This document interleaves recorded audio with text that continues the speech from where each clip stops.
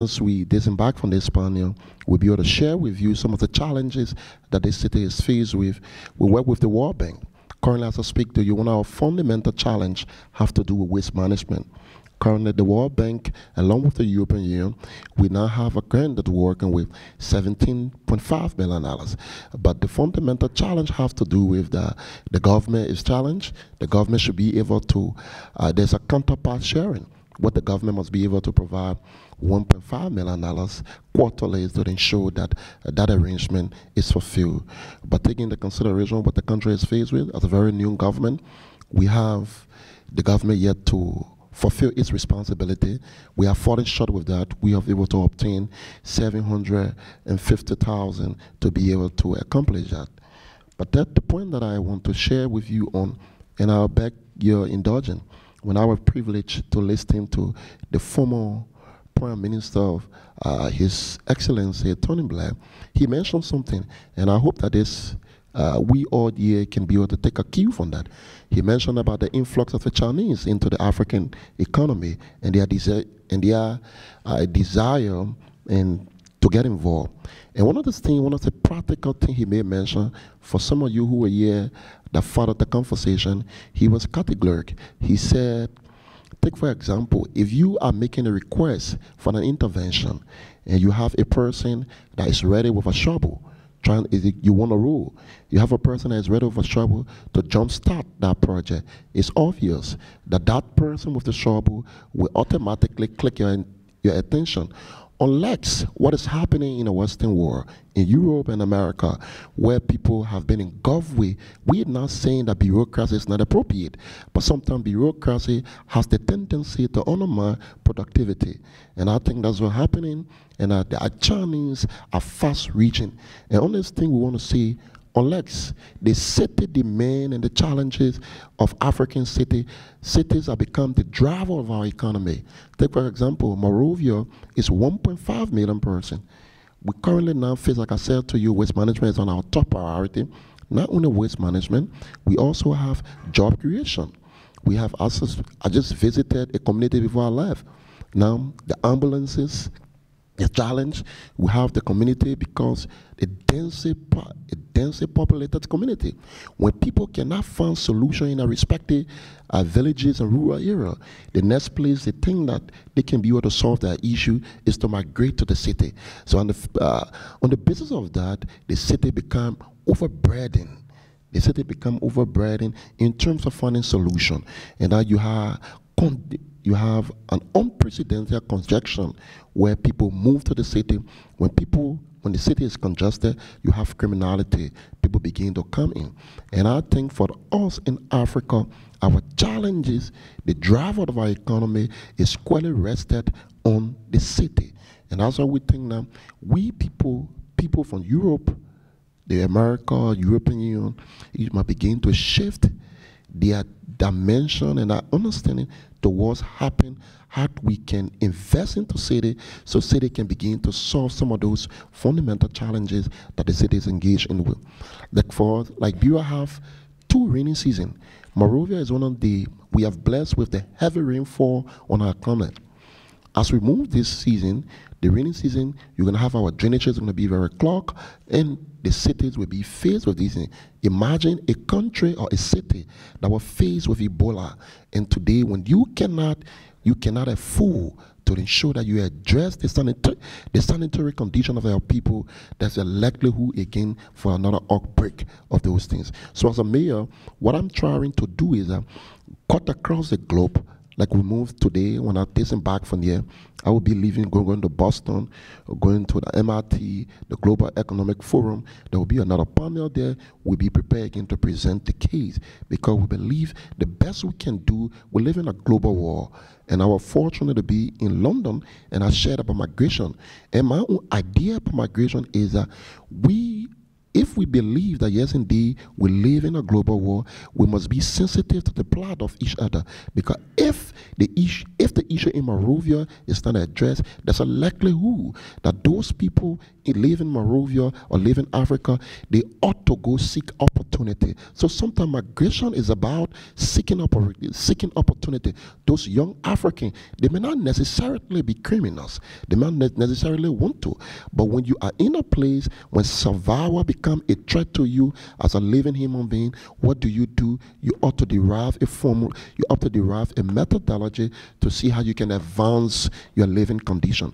It's against that backdrop, and I think that we are people of this global world, like the speaker said, the globalists, we must begin to consider thinking that, yes, indeed, whatsoever affect another society, it has the proclivity to undermine another country.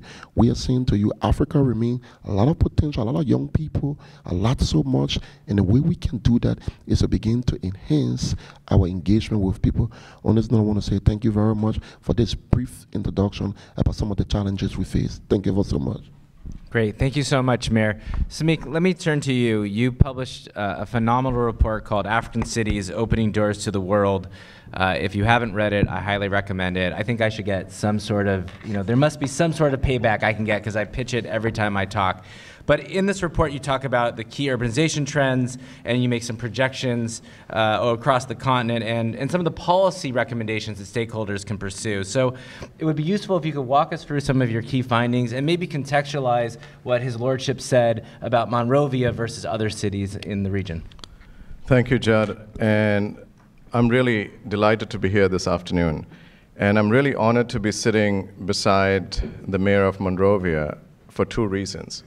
One is that the sort of urban development challenge he deals with on a daily basis is going to make the dent between poverty and prosperity in the region. So, having him get the right tools and right support for making it happen is really important. Second is a more personal one. A friend of mine at the World Bank met with the mayor a few months ago, and she said, oh, this is the mayor who's young, who's high energy, really cares about jobs, and he's the kind of guy who's really going to make a change. So I'm really, really delighted to be here. So the two issues that the mayor raised that I think is fundamental for us to think about in urban development is the issue that you raised called there's overcrowding in the city and there's congestion. And to me, when we think about broader urban development issues in Africa, these two issues stand out. Africa is urbanizing in terms of people, but it's not urbanizing in terms of capital investment. So if you were to think about the development or the urbanization experiences of East Asia, what really worked for East Asia was that as cities were being built, they were hungry for a lot of investment and capital, and a large share of national investment, to the account of 40% in Korea, for example, was allocated to urban investment. The second big difference is that what the mayor said about crowding is that African cities in general are not being developed in a sense like cities you are familiar with. If you were to go to Barcelona or to New York or even here in Washington, D.C., when you imagine a city, you think about cities being developed as large pieces of land that are subdivided and infrastructures put up. And on top of that infrastructure, you have commercial structures, and further out you have homes. And this infrastructure allows for people to connect to all kinds of jobs, not only jobs in one part of town, but if demand changes, you can switch and look for a job somewhere else in town. But in much of Africa, besides some cities in South Africa, this process is not working. Cities in Africa, like in Monrovia, are being built as small parcels of land that are put together. There's no real market for developers. And in most places, governments don't have the remit or the capability to do land development. At the same time, these small parcels of land are disconnected from each other. So the only job you can find is right beside your home. And it's no surprise to me that the majority of African city jobs are at home. They're not like, cities like New York where you travel 2 hours and ride the subway and you get to 1 million jobs around you. Here, A city of 5 million in Africa is a local labor market. So cities are crowded, cities are disconnected. And those are some of the characteristics Monrovia faces, and those are the same problems Nairobi faces, and that's what Dakar faces, Lagos faces. It's a combination of lack of capital investment along with this complete fragmentation of the urban fabric, and that's causing congestion, and that's causing crowding without what economists call the so-called agglomeration economies.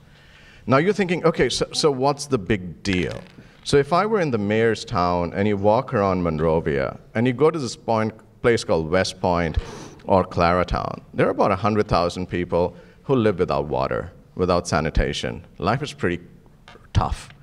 The kids can't, go to school. They don't have lights, so they can't study at night. And this is the kind of underinvestment in capital that has huge impacts on people's lives. So people are crammed together. So when things like Ebola happen, they transmit really fast, but there's no way to have the positive benefits of clean water or health, et cetera. So I think one of the big issues is getting capital investment up in African cities. We need to have more capital on the ground.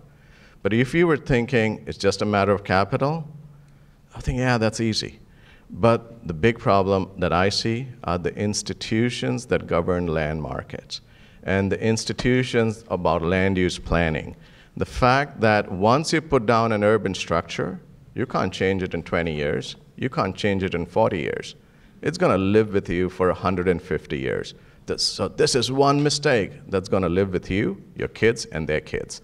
So I think the combination of these two things happening, lack of capital investment and poor urban structure, is really creating a condition that I call African cities have closed their doors to the world for businesses. What I mean by that is a lot of research we did over the past 5 years in Africa shows that the fragmented nature of urban development in Africa is increasing cost of living. Congestion bids up. You spend more time on the streets traveling and waiting for transit. And the price of housing goes up because there's not enough housing to go around. So this makes African cities, being the poorest in the world, some of the most expensive places to live in. And what this means is that if you're a worker in the formal sector, you would demand wages to compensate for these high prices. But those firms who want to come internationally don't really think the productivity is worth investing, so Africa's cities are locked into these real non-tradable economic activities. So cities of 5 million don't have the world as their market, they're just local markets. So this being costly is largely or partly driven by the urban structure of a city. So what we've been doing over the past 4 years at the World Bank is putting together the evidence to show how different urban development trajectories are proceeding in Africa. And across Africa, whether it's Southern Africa, Western, or Eastern, we systematically find these the kind of co-location of being crowded and disconnected and making Africa cities costly. To me, it's not just an issue about more investment, but thinking about the institutions of land management that will make a major dent in how we take, or how, Judd, you call it, charting the future of African cities. Let me stop here. Thank you. Great, thank you, Samik. Emilio, Samik and the mayor put a lot of issues on the table. How do you as a foreign government think about your assistance so you can address the specific problems that the mayor identified, and then more broadly, as Samik talked about, the costly nature of these cities, how disconnected they are, how congested they are? Thank you. Thank you. Thank you, Judd. Thank you for the invitation. Let me be frank. We know what to do. We have this marvelous goal number 11 with all its tidy targets. We know exactly we have to build sustainable transport systems. We have public transport. We have to improve the human settlement planning. We have to tackle pollution. We have to to take all issues related to climate change, especially in cities and so on and so forth. We have to allow access to green spaces and public spaces. We have all the recipes, not the recipes, we have all the targets. But the problem is the resources, first of all. And the other problem, and I want to stress this thing, is we have to take a closer look to the urbanization, which is a complex phenomenon. And when I buy this special edition of National Geographic, which is in the shop now, is about cities, I noticed that when we talk of cities, we always think about capitals and big cities, but there are secondary cities, there are smaller cities which have problems, not different, but they can be a model somehow. But let me answer to your question first of all. And I think Somik has said we talk about urbanization, but at the end, as government, national government, we don't give enough money to this goal. We have to shift our resources toward the cities, toward the support of government, of city, municipal government, and so on. It's not enough what we are doing. We are accustomed to allocate our resources based on traditional government-to-government aid. I think it's time to change this thing. At least we have to focus on our attention, political attention, and consequently our budget on this thing, on this major challenge. And then pay attention to secondary cities. They are growing faster, they are growing as all the other cities. Remember that I think 90% in Africa and Asia live in secondary cities. What is a secondary cities? According to UN Habitat, is a cities between, I think, 500,000 and 1 million something inhabitants. But it's not just a size or population problem, because their importance in the economic context may be not only based on the number of people. Secondary cities could be a model somehow. I come from Italy, I come from Europe. In Europe, the idea of having middle cities and not just megalopolis has been the engine of our development. It has been very important. We think that we can try to strengthen the government of these secondary cities, because they don't have the general problem of mobilizing private capital, and not only capital is for all the cities. For the secondary cities is more difficult. So I would propose a decentralization squared. I'm not good in maths, but I can make it.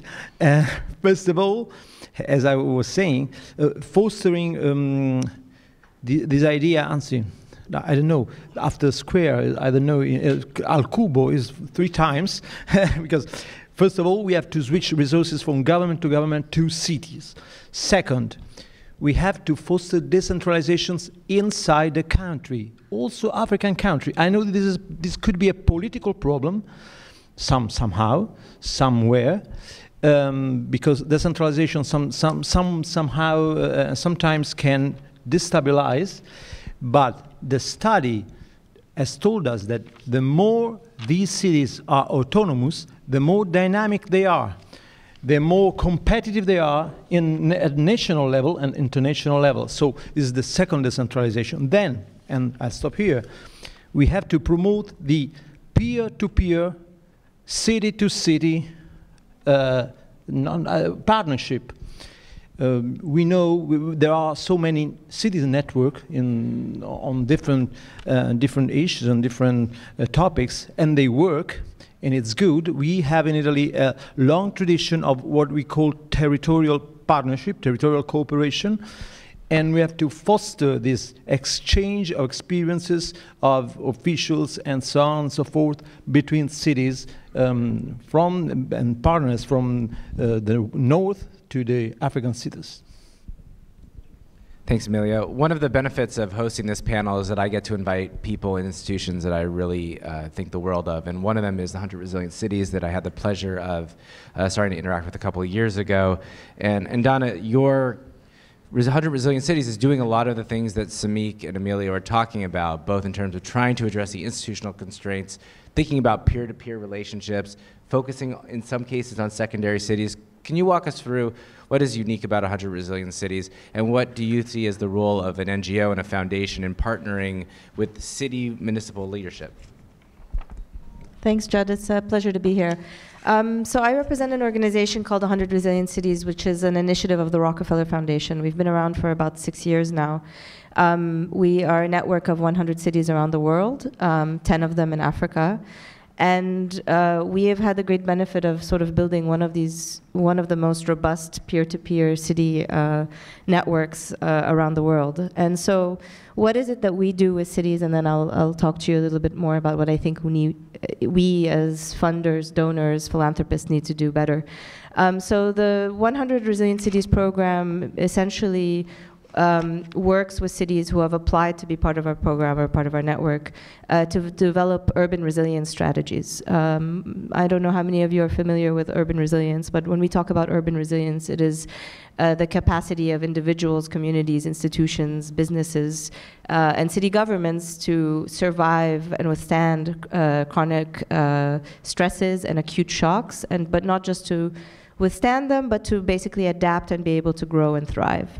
So we work with the cities in our network to develop urban resilience strategies that take a really deep look into what are these chronic stresses that cities face and what are these acute challenges. And then we help city governments do this work by funding this position of a chief resilience officer in cities. So the chief resilience officer plays a really important role, and this gets to, I think, one of the key points I'd like to make is that the chief resilience officer sort of sits in partnership with the mayor or the city leader, and one of their key roles is not just to lead this development of resilience strategy, but to actually break down silos. And one of the biggest challenges we see in sort of working with city governments, especially in this part of the world, is this very siloed approach to solving challenges. So you have cities where the water department doesn't talk to the transport department, where this, solid waste management is managed in a very siloed up way without thinking about, its impact on informal communities and employment. And this becomes a problem when, for example, if those of you who may be familiar with Addis Ababa, in 2017, there was a huge landslide at the landfill, the Koshe landfill, which killed over 100 people. Now, it's not just about, the fact that this landfill was overflowing and no longer able to manage sort of the waste that's generated by a growing massive city like Addis Ababa. The other issue that was highlighted when this landslide happened was that it exacerbated these underlying stresses. You had tons of informal communities living around there. You had the livelihoods of informal waste pickers that were impacted by the landslide. So you start to get at the importance of why we needed to bust these city silos and why we needed this more systems approach to solving challenges in African cities and cities around the world. But I think so breaking down silos within city government is one thing that we're trying to do through our work in cities. But the other piece that we're really conscious of, and I think this is speaking to your point, Emilio, is that there's a real need to break down silos or start to work across jurisdictions and across jurisdictions, because challenges really don't have city limits. And one of the cities we work in, and speaking again of secondary cities, we work in Painesville in Liberia. And we're working with the city of Painesville on solid waste management, but the solid waste management problems don't stop at the boundaries of the city. They have to be connected, and we have to be talking to the national government and with other cities nearby. And then the third type of silo, or the third type of sort of barrier we're trying to overcome, is silos, frankly, in the funder and donor community. The way traditional development has been structured is you have, GIZ that's working on water, the World Bank that's working on jobs, the Swiss that are working on one program, et cetera. And we need to do a better job as philanthropists, as donors, as funders, as development banks to talk to one another. And one of the things that we've been trying to do very actively in our work through the development of these resilience strategies is to bring the donor community together, to bring private sector together, to come together and co-create and co-design some of these solutions together, and to see how fixing a solid waste management problem could actually impact your jobs program or your informal settlements program. And so that's what we're really trying to push the boundaries on, and we that's where I think sort of the future generation of work in cities, especially in this part of the work, needs to go. Great. Everyone has been phenomenal about hitting their marks. So we got I want to ask 2 questions of the panel, and then we have the rest of the time for the audience questions. But let me start with the mayor and with Donna. One of the observations about African city leadership is that you increasingly have more and more responsibility, but you haven't seen a commensurate increase in your authority and your resources. So maybe, Mayor, your thoughts on that challenge, and then maybe, Donna, some of the ways in which your foundation thinks about this issue. Well, thank you very much. In my initial comment, I mentioned, before I go to address a question, I mentioned the historical tie between the U.S. and Liberia. And sometimes, and I will be very blunt here with you, it comes kind of an embarrassing to say that the U.S. is a traditional friend to Liberia, to the extent that we have a city named after the U.S. former president, and yet and still you see the way the country look like, the way the city look like, and you have people who normally go to Monrovia and go to Liberia, and those conditions cannot change. Your question is very necessary. We have a huge responsibility, but with grossly inability, with no resources to address some of those things. And that's why when I pointed out that even those of our development partner donors need to be more proactive and need to be more engaging in being more practical in achieving some of those issues. What do I mean about them being very practical when I make the analogy between data and the challenge? Because sometimes we get overwhelmed with the bureaucracy, and instead of attacking the real issue. And I'll be very clear, you have the issue about West Point, Sony Wind, PHP. Those are all densely populated community. If there is a STEM process in addressing those issues, and then I have to wait for the World Bank, who said to me that I need to follow X, Y, and Z, not understanding the consequences those things will take before we address those things. I think those are issues that fast more threatening the survival, fast more strengthening the advancement of the city. Monrovia, like I said to you, Monrovia was originally built for 250,000 persons. As we speak to you currently, we have 1.5 million persons situated in Monrovia. In terms of the structure, we have over 285,000 households. And the generator with the city is fully incapacitated to address some of those daunting challenges.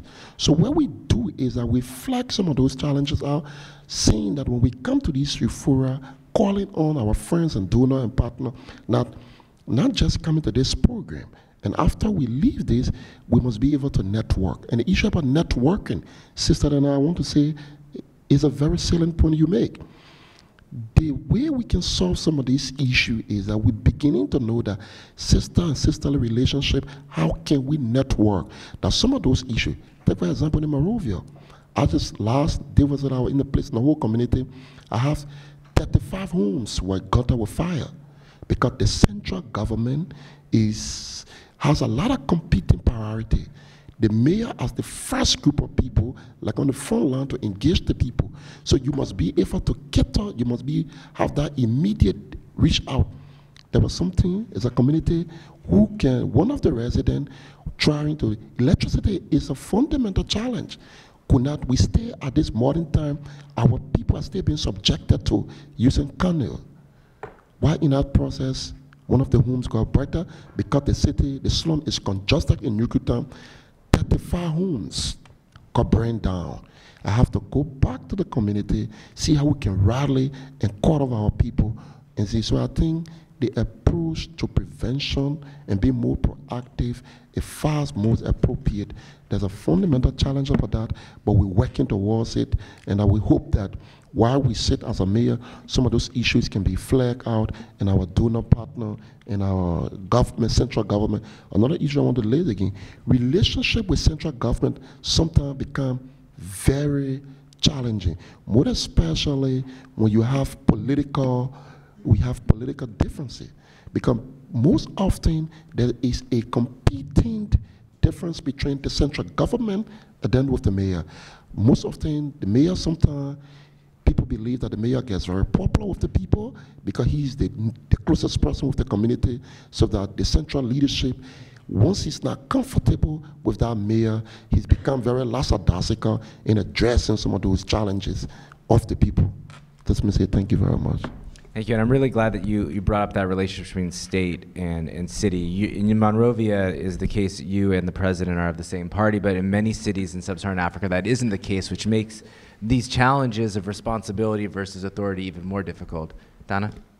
Yeah, so I mean, that's a really good point. You know, one of the places where we are working is with the city of Cape Town. And if any of you have been reading the news over the last year, you know, the city of Cape Town has been on the front lines dealing with drought, an extreme acute shock where the city was set to run out of water. And one of the key issues there is that we were working with the city to figure out how to work better with the provincial government, to work better with the national government. So there really is a need. How can cities do more with less, and how can cities, you know, address these challenges better? Yes, definitely. You need different frameworks and different ways of cooperating with regional governments and national governments, for sure. The other thing is that with limited resources, cities can no longer address these challenges on their own. So the only way, in my view, to do this is through two ways. First, they have to engage with their local communities. They have to engage with the private sector. You need that sort of inclusive co-creation and participatory processes to help co-design solutions. And that's one of the roles that we've been trying to play in the cities where we're active, is to bring together players from the private sector and from the NGOs, from grassroots communities, from organizations like Slum Dwellers International, to actually help city governments understand that they have a lot of capacity that lies beyond government, that they can draw from, and sort of get governments comfortable with asking for help, which is not always an easy thing. I think the other piece, and this is a really important piece, is sort of leveraging budgets. You know, every city mayor that I talk to will say, I don't have money. Give me money to do this project. But what we've learned is that there's always money somewhere. And I always tell mayors, you know, show me your budget and I will tell you what your priorities are. And we don't necessarily need to create new budget lines for projects. We need to just look at the work that the city is already undertaking. And in a lot of instances, you're able to actually find the money you need. And again, if you adopt sort of a systems-wide approach or a systems lens for solving challenges, you'll find the money. Obviously, you know, it's not always the case, but more often than not, the money exists. And so this is a really important point, that cities have to get better at leveraging their existing budgets and being creative about how they use budgets.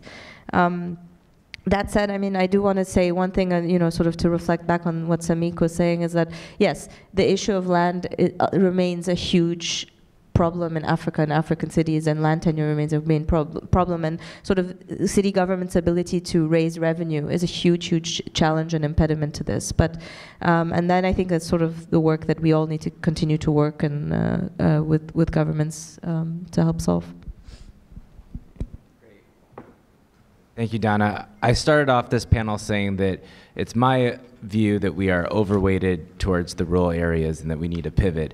This is Samik and Amelia's chance to tell me I'm wrong or to disagree with me, but I suspect your institutions, like the US government, spends way more in agriculture in rural areas. So maybe it would be helpful to hear from first Emilio and then Samik, what is the right balance? How do we get this right? If we know that the population, that the future of Africa is urban, how do we now think about our budgets, our assistance, our engagement in a systems way, as Donna said, so that we can actually, hopefully, open doors again and remove some of these constraints?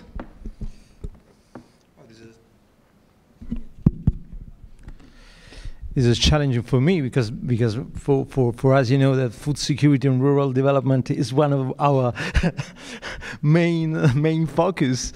And in Rome we have the Rome-based agency, which are all about agriculture and rural development. And so I have another approach. Let me. First of all, I have in front of me millions and millions and millions of small farmers who contribute to the food production in a very relevant way. I think 70%. So I understand and I agree that we have to find a balance, but we don't have to forget the contribution of all these farmers and the importance of smallholders and agriculture.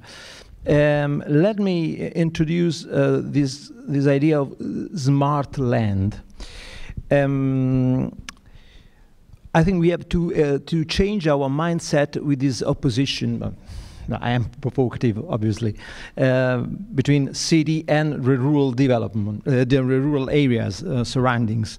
In our tradition, and if we think to middle cities, the surroundings area, the rural areas, are integrated with the city, and you have to find not only a balance, but a system, an integrated system between the city and the rural area.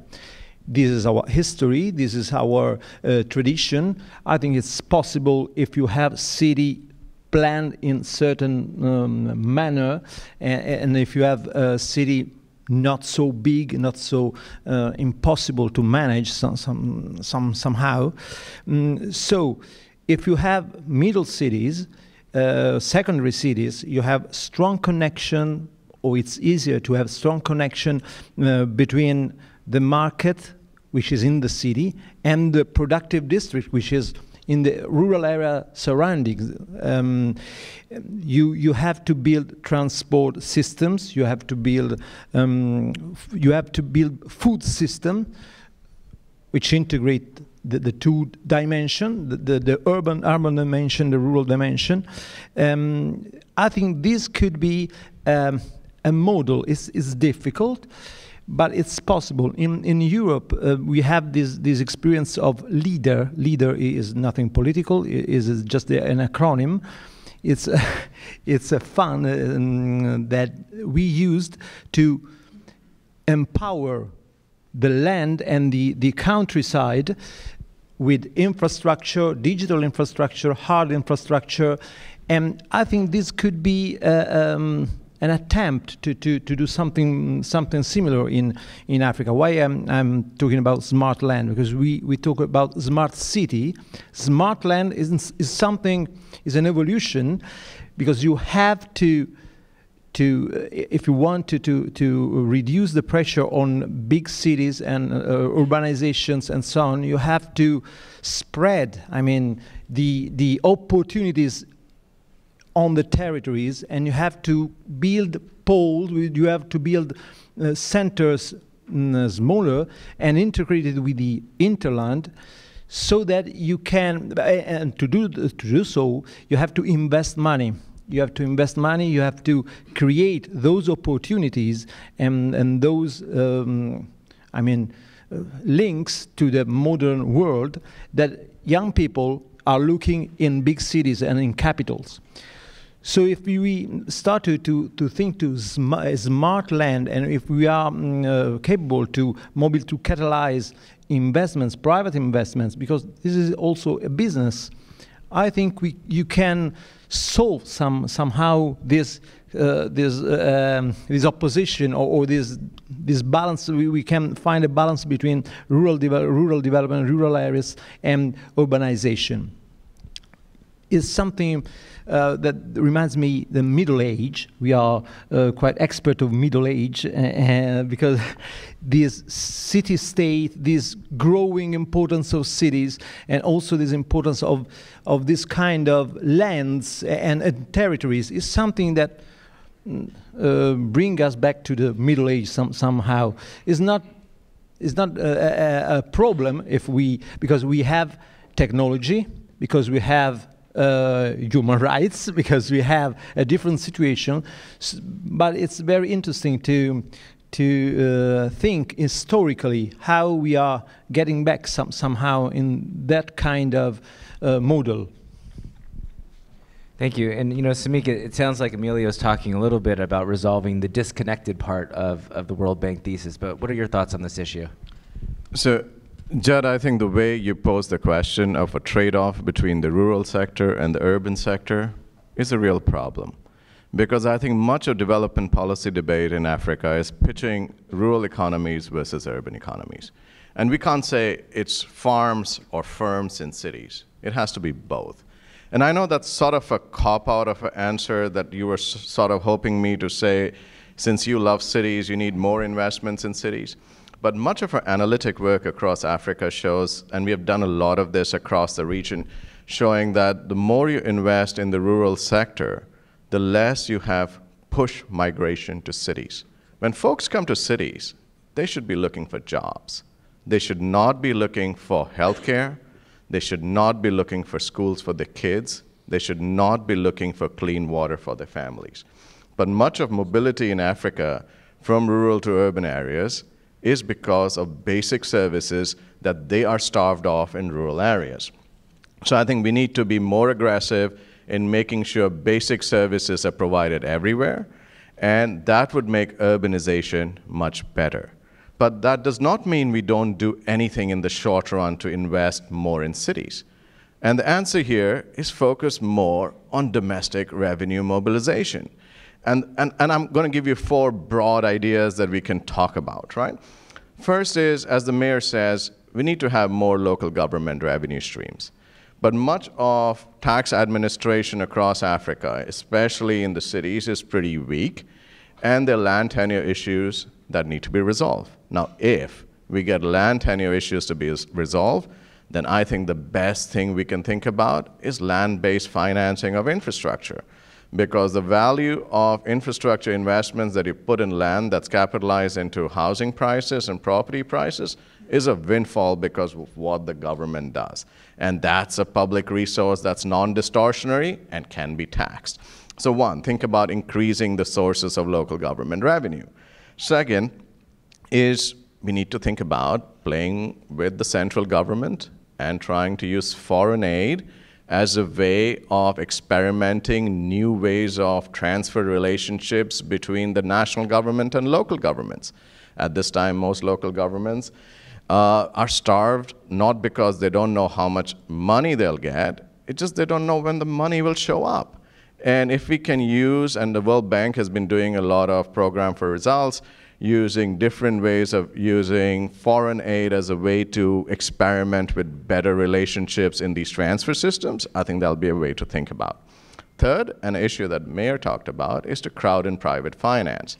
But that's really easy to say because stuff like markets and other kind of demonstrable private investments, the private sector will pick up. But how do we think about basic private investments when the financing may be there, but at the back of it, at low levels of development, what's the funding to pay back these sort of financing arrangements? We need to think about that. I mean, I would have thought that we would think a lot about water supply as a way where user fees could be used more aggressively in PPPs. But the management of utilities leaves a lot to be desired. So again, that's a management issue. And finally, an issue that I think is really important is to improve the efficiency of spending. Because the extent to which we can get more out of every dollar we spend is going to enhance the returns from this. And to set in place some way of doing really decent economic analyses ex ante to know the viability of different projects. Let me stop here, Chad. Okay, thank you, Samik. And just for the record, I knew you were going to say that, and I wanted you to say that. So thank you. It's a more nuanced answer. So we're going to do a round of questions. So why don't we pick up the three here? They're in the middle, and then we'll come back and do a second round. Right there, and then Leon, and then behind. Hello, my name is Omino Gerdiasi. I'm a technology investor and have been investing in Africa over the past 12 years. Great panel. Two questions, one for Emilio. Emilio, what is smart land? And then one for Dana. How do you look at data, and what are the deciding factors for how you go into a city? Thank you. I'm Leon Weintraub, a retired member of the U.S. Foreign Service. I'd like to pick up on a point Mr. Chiarlo mentioned about secondary cities. If you look at the period of great American expansion from the early 1800s to the early 1900s, it wasn't just Boston and Chicago and New York. We had Pittsburgh and Cleveland and Charlotte and a lot of small and medium-sized cities that pulled the country together, centers of manufacturing, of healthcare, of higher education, of trade and transport. And for example, in the country of Liberia, why should all the burden be on Monrovia? You've got secondary options of Banga, of Sanaquelli, of Wanjima, of Harper, of other cities in Liberia. I don't think we have to think of overloading cities that are already overburdened, but we have to really think about secondary hubs, what used to be called nodes of the development or nodules of development, and expand. It can't be all on one big urban agglomeration. There's one more. Hello, Mark Lutter. I'm the Executive Director of the Center for Innovative Governance Research, and I think three of the points that came up repeatedly in the conversation were the need for infrastructure, for investment, and also for governance. And what we do at the Center for Innovative Governance Research is create the ecosystem for charter cities. So we bring together new city developers, investors, governments, and for example, we're working with the new city developer in Zambia. They're building a city of 100,000 residents outside of Lusaka. We're working with them and the Zambian government to create a legal framework that would allow them to become one of the best places to do business in Africa. And so I wanted to get your, because there's been a lot of, I guess, talk about infrastructure and investment in the private sector, but little on like what that actually means on the ground, and I see ourselves as doing some of that, so I'd like to get your perspective on that. Thank you. Okay, so why don't we have Jefferson start and the mayor start, and then the rest of the panel can jump in on any of the questions that they feel pertains to them. Well, thank you. Let me begin with the one have to do with Liberia directly. I think is something that we need to look up. Like we mentioned to you, we have 15 counties, like in the US, you would say state. We have, you have this other city that you mentioned, the Vonjama, the Maryland. But like he said to you, that some of those basic services are not rendered in the rural area. So once those things are not available, and you have a point of migration, then people begin not just only coming to the city for job, but people coming to the city for survival. When you cannot find a clean and safe drinking water, when you cannot find a center to go to have yourself treated, and you think that the city remains the only solution to you. So on the basis of that, you see people migrating in huge number, so you come to realize that cities get overly congested and overly crowded. And in that process, we have a lot of things taking place. Once the congestion come along with the outpouring of diseases, like we had in 2014, the deadly Ebola diseases that took away the life of over 5,000 persons. And we still have that trauma that's within the city of Monrovia. There's another point I wanted to put before I just spark in. Another point I wanted to raise is that sometimes our development partner, the EU, the World Bank, and sometimes it's good to take some of those experts and take them to the community and take them to the country. But I want to say we need to shift that. The people must be master of their own issues. We must begin now to ask people in the community. You must go to West Point, you must go to Newtown. Those people in the community you may not know, they have solution to their own issue, rather than you just taking somebody from Washington, D.C., and taking somebody from London, and they will fly 16 hours, and they will go back. Their perception and their theoretical understanding is quite different from the practical reality. When we begin to shift the paradigm of thinking of solving those issues and allowing people to take charge of their own solution, and I think it will be a way forward that we can address. Thank you very much. Thank you. Let me see here. I know there's a question for Emilio on Smart Land. Yes, thank you. We talk about smart city, and we talk about the use of technology in our cities to improve the lives of the citizens. The citizens meaning the people who live in the perimeter of the city, from, I don't know, energy savings app to participatory tools and so on. All these things is how to apply technology to the life of citizens inside the city. Smart land means, okay, let's think not just to the city, but to a wider area, which is the city and the hinterland and the rural area surrounding. In that case, as Somik was saying, you have to endow that area, that rural area, first of all, of basic services. So it's not so smart maybe, but we, at that stage we are really at basic needs. I mean, but to start to give those services, those basic services to the land and to the rural area which surrounds the city is a first step, as Somik was saying. But there's a second step, because technology you can apply technology also to the land, to the countryside, and it's very useful for farmers. It's very useful for young people there. So we can start to think of applications of tools, technology tools, not only for citizens in the city, but for farmers. We have so many experiences. Anyway, we have to improve our creative thinking and start to think, how can I use technology to give more services? It's not just the basic services, but the more evoluted one, but the more modern one, also to the farmers and to the inhabitants of the rural areas surrounding the city. So you create a district with a city and the interland. This is the smart land. Okay, why don't Samik and Dana have a couple questions about charter cities and maybe some of the other stuff that are out there. So I wanted to reflect on two related questions. One issue about secondary cities and about charter cities.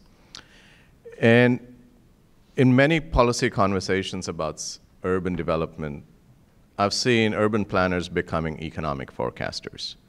And they're saying, well, there's this great growth of secondary cities that's likely to happen, and let's put a lot of investment there. And I just want to tell people that predicting urban populations is a really dangerous business. We'll most probably get it wrong, because cities are not creatures of statisticians, they're creatures of the market. When the demand for different cities go up, then people will move in. And I think I will disagree with Emilio that most people in Africa live either in the largest cities or in small villages. There is no middle class of city. We've just done a whole set of research looking at census data from across the continent, and that's the biggest problem in Africa's development. It doesn't have secondary cities. It doesn't have people living in secondary cities. Now, the reason is that it could be lack of investment or lack of demand. Africa's urban economies are basically doing things, the large urban economies are doing things that small towns would do. They're basically trading posts. And people, lots of young men are taking stuff off trucks and putting it on other trucks. And they're doing construction.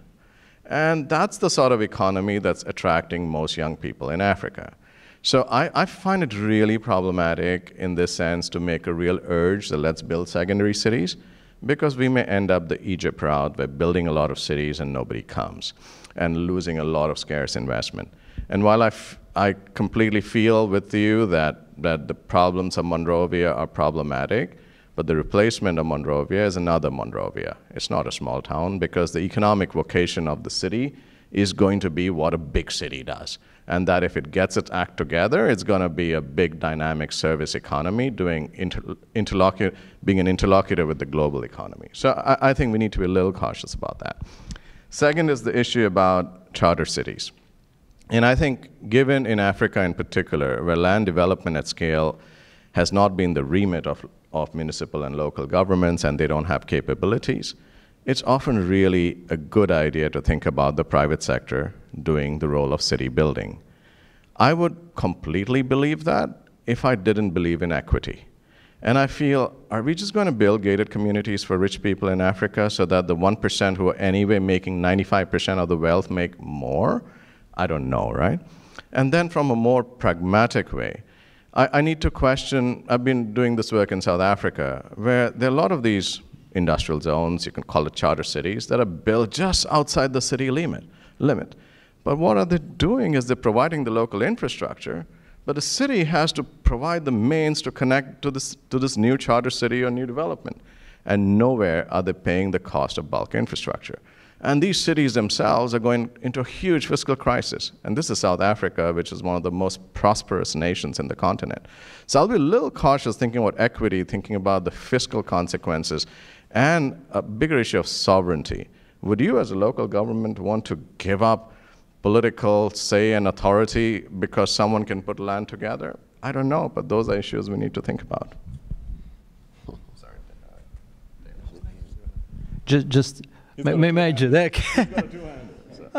No. No, just to specify, I don't want to build new cities, obviously.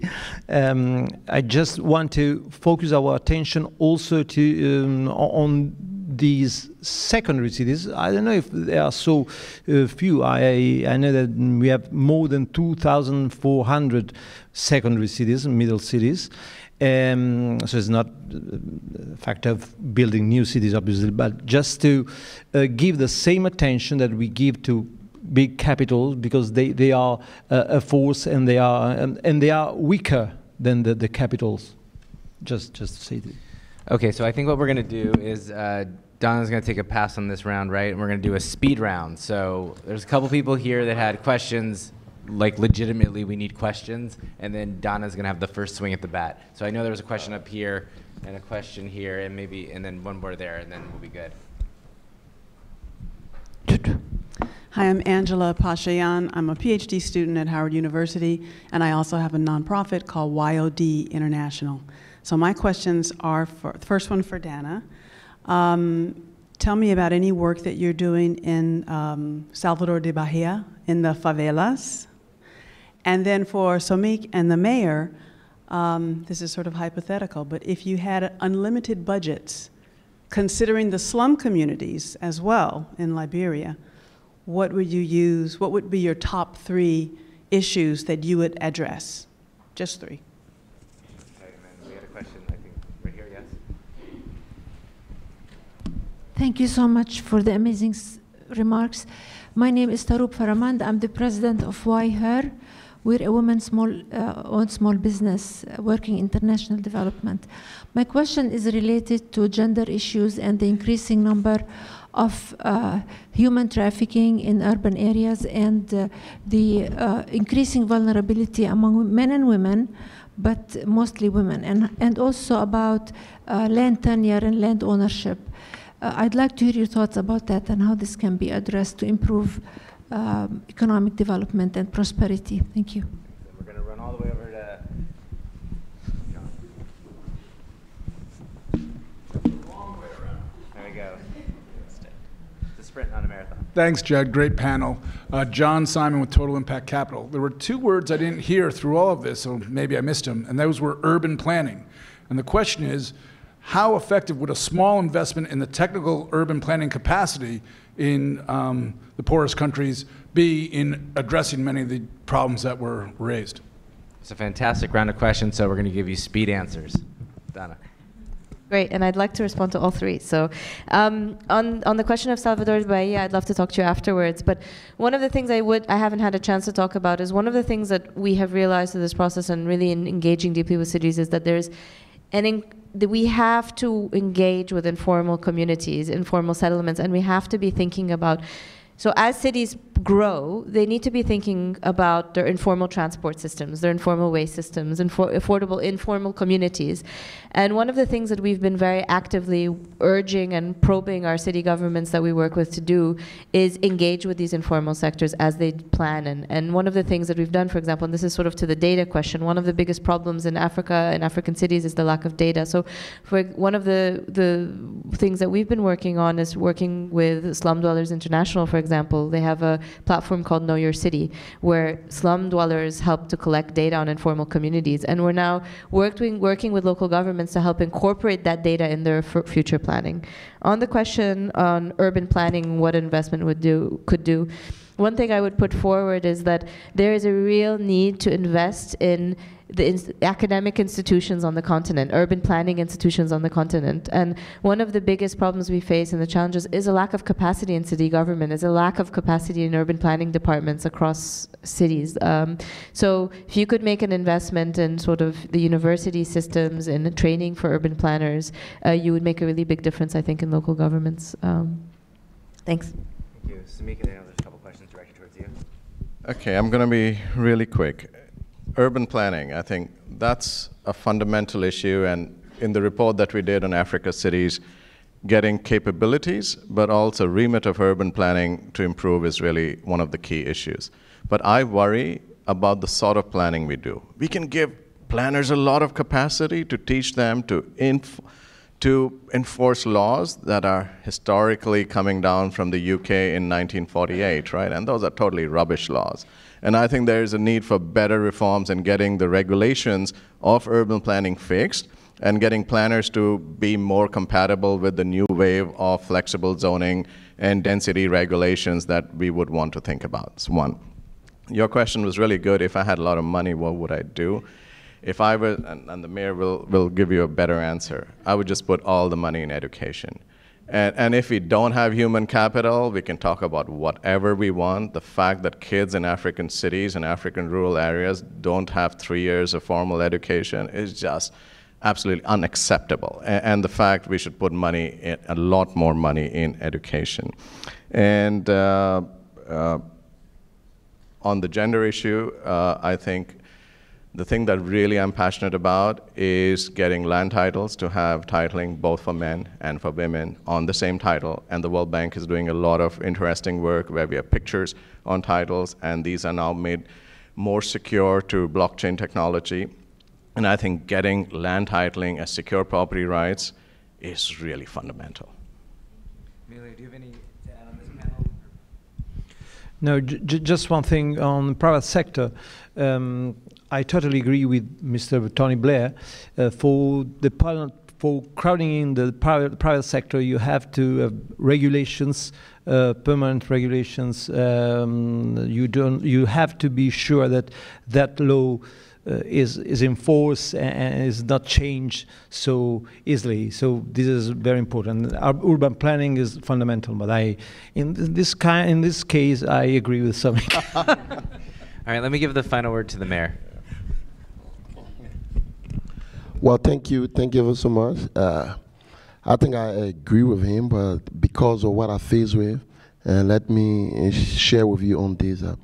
If we have a lot of money as a mayor, taking in the Liberian and Monrovia context, while it's true that education is very essential in focusing, but at this one, first, I would prioritize how we can deal with our waste, how we can deal with what you call job creation, because it's becoming an alarming crisis within the city, where young people have been hugely driven by the quest to be employed. And that the second aspect, our health issue, those are issues that seems to be threatening the stability of the city. So if we have a lot of money We would try to focus on education. We would focus on job, job creation, and we'll also try to emphasize on health. And I want to agree with the issue about urban planning. Urban planning is very key. I want to say it's extremely key. But I want you to look at it from a different perspective. Let us see it with different kind of layers. And so as we move towards achieving those layers, people sometimes see Africa issue and think that it's only unique. You think, so those issues that are affecting Washington, D.C., those issues that are affecting Paris and London, and I want to say to you categorically clear, those issues are quite different. They have no similarity. They are fundamental difference. In fact, they are different in substance, they are different in form, they are also different in approaches. So when we get there, until we believe that this is the way we need to solve those issues, if we do not accept that fundamental challenges, we will not solve the issue of Africa. Like I said to you, I want you to remember one thing. This country of 1847 was established for free slave, and specifically the American free slave. Up to now, Liberia is the first independent country in Africa. But this country cannot afford a clean and affordable water, drinking water. This country cannot afford an affordable electricity. But yet instead, persons, government people come to Washington, D.C., they have the most fabulous houses, they have the good living condition, but yet instead, America see Liberia as a traditional ally. And I think this is fundamentally wrong. We must begin to treat those, because when people pillage the resources of the country, they come to this Western country, they have good life. And then we sit in Washington like the spring. We say we want to derive the formula about solving corruption. We want to talk about those issues.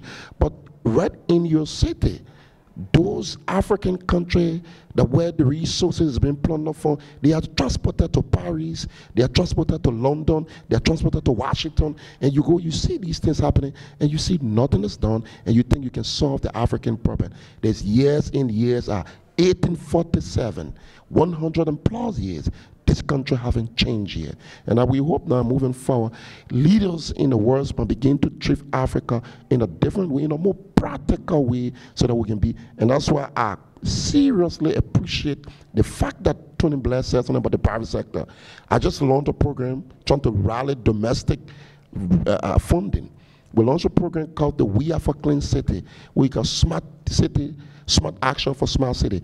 We have done 185,000 structure where we can begin the primary ways. I've talked to a bank, a local bank, to see how we can partner with the city. So before people come in, the reason I'm raising that is the Chinese are becoming more practical. But again, there's a threat with the Chinese. There's a serious threat because the Chinese are doing things that the locals can do. I just have to preside over a situation where the local community were feeling threatened by the Chinese. The Chinese are doing domestic work, and the locals are feeling very threatened. But again, the Chinese are available. The Europeans are engulfed in bureaucracy. What do we do? Thank you very much.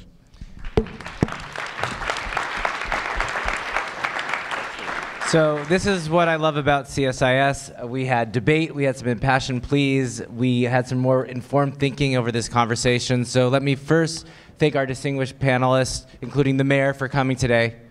And I hope everyone is signing up for Into Africa and is going to listen to themselves and listen to our show. So a round of applause and thank you.